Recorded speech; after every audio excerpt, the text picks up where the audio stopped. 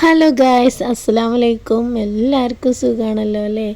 ഞാനിത് ഈദിന് ഉണ്ടാക്കാൻ വെച്ചതായിരുന്നു കേട്ടോ. അപ്പോൾ അത് എഡിറ്റ് ചെയ്യാൻ നേരം വൈകിയതുകൊണ്ട് ഒരുപാട് ദിവസമായി. ചിക്കൻ ഫ്രൈ ചെയ്തതാണ് ബിരിയാണി ഉണ്ടാക്കുന്നത് കേട്ടോ. ഫ്രൈ ചെയ്തിട്ടാണ് ഉണ്ടാക്കുന്നത്. അപ്പോൾ ചിക്കൻ തലേന്ന് കൊണ്ടുവന്നിട്ട് മസാലയൊക്കെ തേച്ച് ഫ്രിഡ്ജിൽ വെച്ചതാണ്. പിറ്റേന്നാണ് ഇട്ടത്. പിന്നെ നമുക്ക് ഇതാ ബിരിയാണി ഉണ്ടാക്കാനുള്ള ബാക്കിയുള്ള ഇൻഗ്രീഡിയൻസൊക്കെ കാണിക്കാം. അപ്പോൾ ഇതാ മല്ലി ഇലയൊക്കെ ഈ വൃത്തിയാക്കി വെച്ചതാണ്. പിന്നെ തൈരുണ്ട്, സവാള ഉണ്ട്. സവാള 7 എടുത്തത്, തക്കാളി അതുപോലെ 7. പിന്നെ അതാ ഒരു ക്യാരറ്റ് ചെറുതായി മുറിച്ചത് കേട്ടോ. പിന്നെ കറിവേപ്പിൻ്റെ ഇല. പിന്നെ അതാ നമുക്ക് ഇഞ്ചി പച്ചമുളക് ചതച്ചത് ഇതാട്ടോ, അതും കാണിക്കുന്നുണ്ട്, അതാണ്.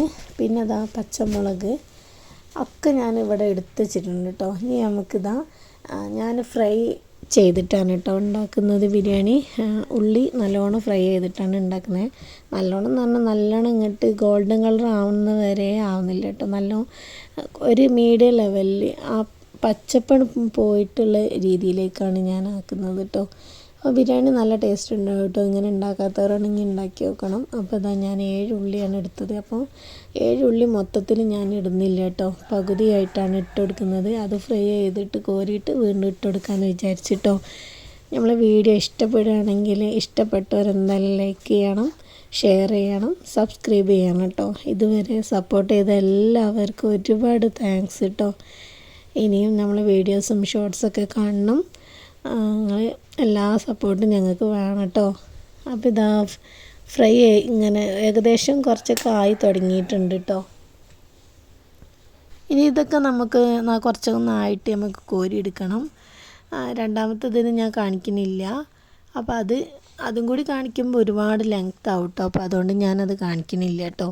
അപ്പോൾ ഇത് കോരി എടുത്തിട്ട് നമുക്ക് അടുത്തതും ഇട്ടെടുക്കണം കേട്ടോ. അത് ഞാൻ ചോറിൻ്റെ റെഡിയാക്കാം കേട്ടോ. നമുക്ക് ചോറിൻ്റെ റെഡിയാക്കുന്നത് ഫ്രൈ ആയിക്കോളും അവിടുന്ന്. അപ്പോൾ ഇതാ രണ്ടാമത്തെ ഞാനിത് ഇട്ടെടുത്ത് ഞാനവിടെ കിടക്കട്ടെ. നമുക്കിന്ന് ചോറിനുള്ളത് റെഡിയാക്കാം. അപ്പോൾ ഞാൻ പാത്രം അടുപ്പത്ത് വെച്ചിട്ടുണ്ട് കേട്ടോ. അപ്പോൾ 6 kg ആണ് ഒഴിച്ചു കൊടുക്കുന്നത്. അപ്പോൾ അത് ഒഴിച്ചു കൊടുത്തതിന് ശേഷം കുറച്ച് വെളിച്ചെണ്ണയും കൂടി ഞാൻ ഇതിലേക്ക് ചേർക്കുന്നുണ്ട് കേട്ടോ. അപ്പോൾ ചോറ് നല്ല ടേസ്റ്റ് ഉണ്ടാവും. അപ്പോൾ ഇത് നല്ലോണം ചൂടാവട്ടെ കേട്ടോ. നെയ്യ് ചൂടായി വന്നിട്ടുണ്ട്. അപ്പം നമുക്ക് അതിൽ അണ്ടിപ്പരിപ്പും മുന്തിരി ഇട്ട് കൊടുക്കുക കേട്ടോ. അപ്പോൾ അത് നല്ലോണം ആയതിന് ശേഷം നമുക്ക് കോരി എടുത്തിട്ട് ബാക്കിയുള്ള ഇൻഗ്രീഡിയൻസ് ചേർത്ത് കൊടുക്കാം. അതിൻ്റെ ഇടയിൽ ഫ്രൈ ചെയ്ത് ഞാൻ എടുത്തിട്ടുണ്ട് കേട്ടോ ഉള്ളി. അപ്പം ഞാൻ ചോറാണതിൻ്റെ ഇടയിൽ നമുക്കിതാ ചിക്കൻ ഇട്ടെടുത്തൊന്ന് ഫ്രൈ ചെയ്യണം. അപ്പോൾ അതും അതിൻ്റെ ഇടയിൽ ചെയ്യാം കേട്ടോ. ഒരടുപ്പത്ത് ചിക്കൻ ഉണ്ട്, ഒരടുപ്പത്ത് ചോറിനുള്ളത് റെഡിയാക്കുന്നുണ്ട് കേട്ടോ. അപ്പോൾ പെട്ടെന്നാവും. ഞാൻ ഇതിൻ്റെ അന്ന് രാവിലെയാണല്ലോ ഉണ്ടാക്കുന്നത്. അപ്പോൾ രാവിലെ തന്നെ പള്ളിയിൽ നിന്ന് വന്ന് കുറച്ച് കഴിയുമ്പോൾക്ക് ഭക്ഷണം കഴിക്കാമെന്നുള്ള രീതിയിൽ പെട്ടെന്ന് ഉണ്ടാക്കുകയാണ് കേട്ടോ. അപ്പോൾ ഇതാ ഒരു ഭാഗം ഫ്രൈ ആയത് തിരിച്ചിട്ടെടുക്കുകയാണ്. ഇനി മറുപുറം കൂടി ആവാണ്ട് നല്ലോണം ആവണില്ല കേട്ടോ. 2 ഭാഗവും ഒന്ന് ഫ്രൈ ആയി എന്ന് തോന്നുമ്പോൾ ഉള്ളിലേക്ക് വേവിക്കുന്ന രീതിയിലേക്ക് ആക്കുന്നില്ല കേട്ടോ. അപ്പോൾ ഇതാ എല്ലാ ഭാഗവും ഒന്ന് തിരിച്ച് ഇട്ട് കൊടുത്തിട്ടുണ്ട്.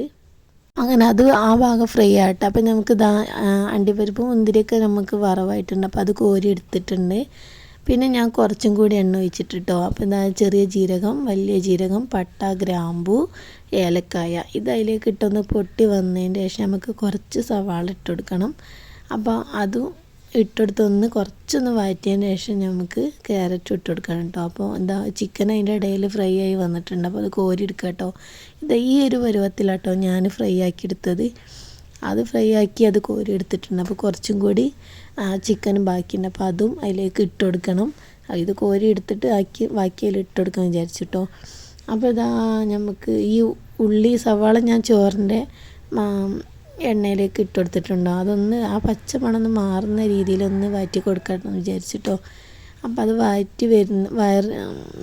വാടി വരാനാകുമ്പോഴേക്ക് നമുക്ക് അടുത്ത ചിക്കനും പാനിലേക്ക് ഇട്ട് കൊടുക്കാം. അതും ഏകദേശം ആവട്ടെ. എന്നാൽ പിന്നെ നമുക്ക് ബാക്കി മസാല ഇട്ട് കൊടുക്കാം. അപ്പോഴേക്ക് ചോറും റെഡി ആയിക്കോളൂ കേട്ടോ.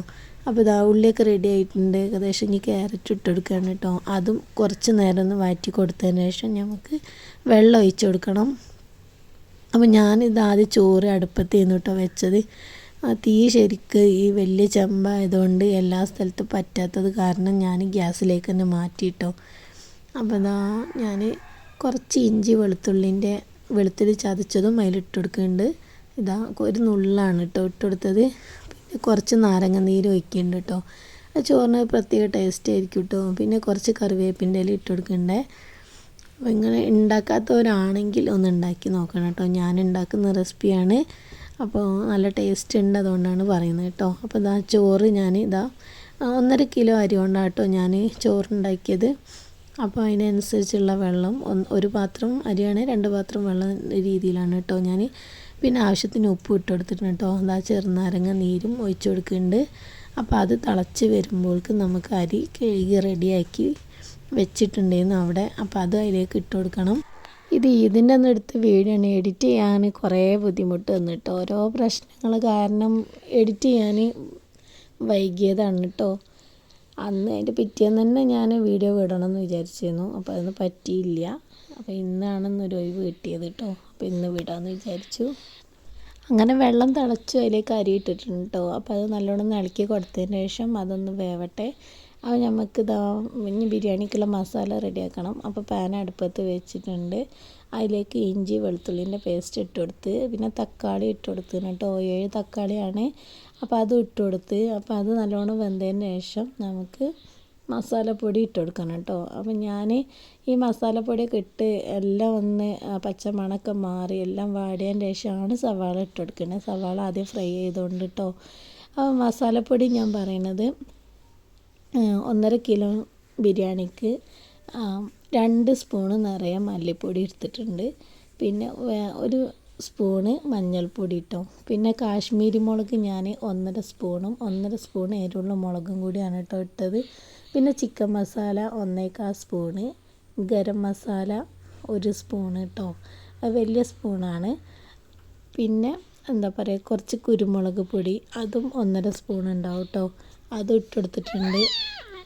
അപ്പോൾ എല്ലാം കൂടി ഈ മസാലപ്പൊടി എല്ലാം കൂടി ഒന്ന് ഇളക്കി ആ പച്ചമണം മാറുന്ന വരെ ഒന്ന് ഇളക്കി കൊടുക്കുന്നുണ്ട് കേട്ടോ. അപ്പോൾ നല്ലോണം ഇളക്കി കൊടുത്തതിന് ശേഷം നമുക്ക് സവാള ഫ്രൈ ചെയ്തതും കൂടി ഇട്ട് കൊടുക്കണം കേട്ടോ. അപ്പോൾ അതും നല്ലോണം ഇതിലേക്ക് മിക്സ് ചെയ്യാണ്.